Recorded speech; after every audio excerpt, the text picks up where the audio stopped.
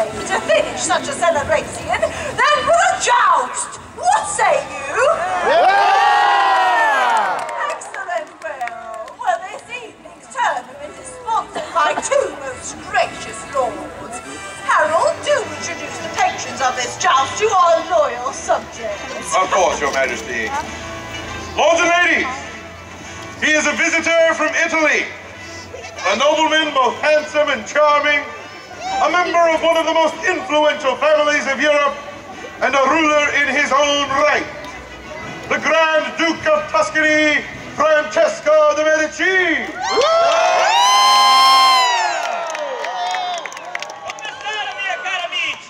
Please know that I mean you no disrespect to you for your beautiful country.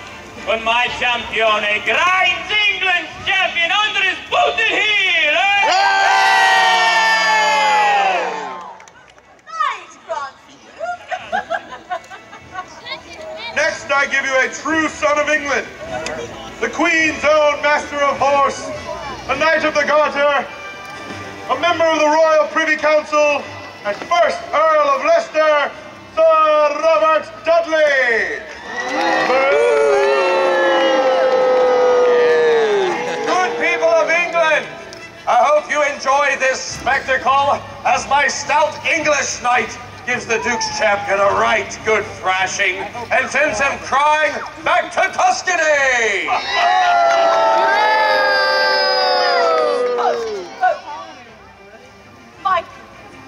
It is not just for the honor of these two noble men that our knights ride today.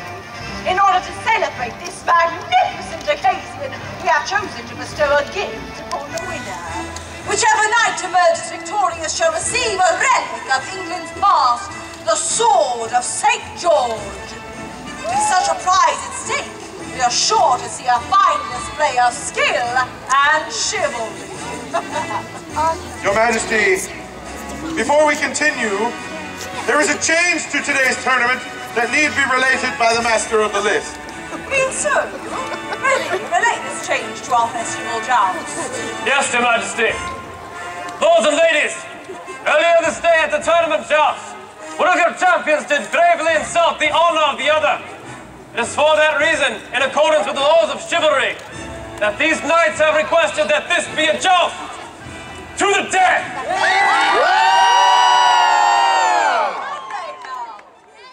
So these good knights will see our festivities sullied by needless bloodshed. With your permission, Your Majesty. We shall see.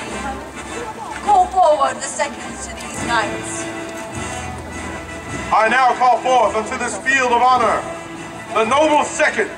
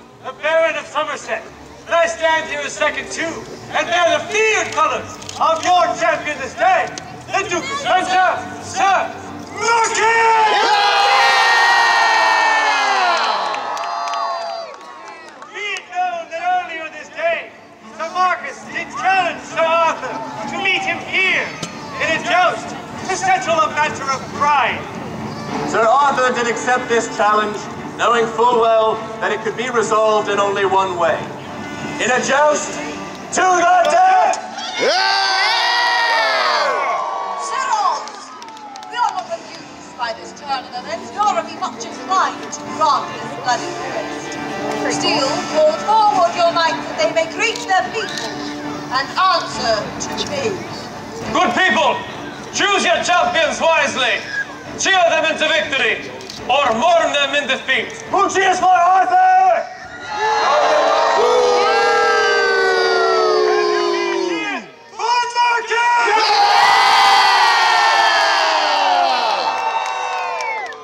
Second, are the jousting knights prepared to enter the list?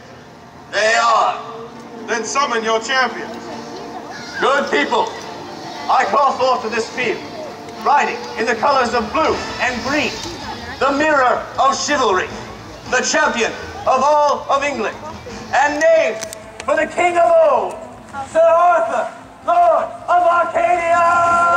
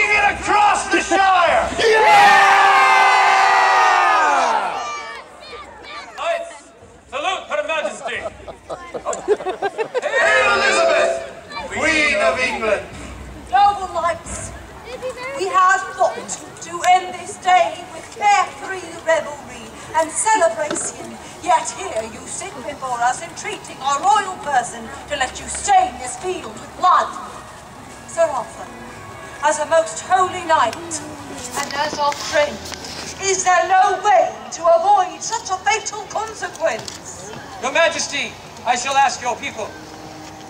Good people, I ask you, is Sir Marcus a treacherous villain?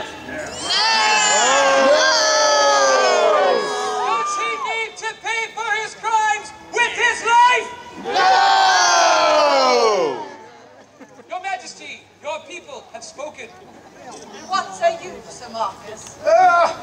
Elizabeth, I say that your talk of peace and mercy, it's terrible. It's a sad state of your father's kingdom. You know, Henry, your father, he of famous name, there was a bloody tyrant that I could really get behind. Yeah! He taught me well what to do with a woman who interferes with my plans. You cut their head off, because there are usually 5 or 6 standing in the wings to take their place. How dare you, sir? Sir Marcus, apologies to your Majesty. In Italy, what he just said is a sign of a great respect. Enough! Sir Marcus, you may wish to hide behind our father, but we shall do no such thing, and we shall prove to you that we are far from replaceable.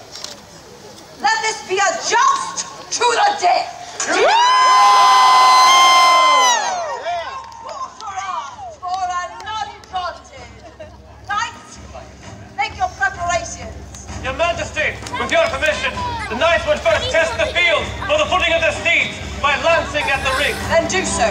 Knights to your ends! Fire! Present the single target upon the ground! I kill for you today.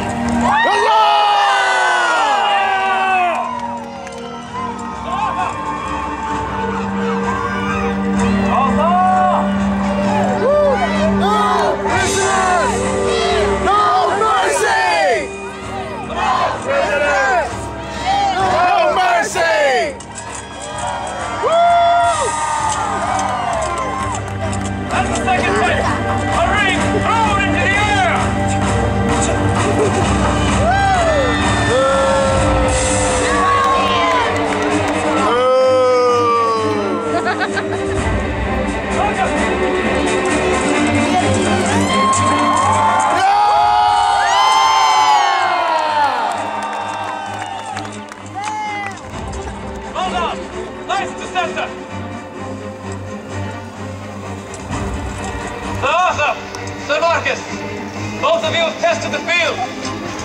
Sir Arthur, how do you find it? I find this field suitable, and upon it I make this solemn vow. Your Majesty, I will not fail you. Arthur!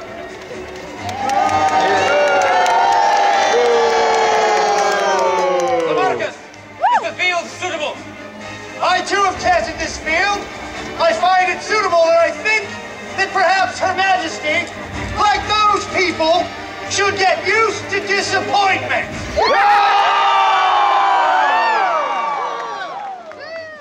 Your Majesty, with your permission, the knights would now ride forth to seek favors from them.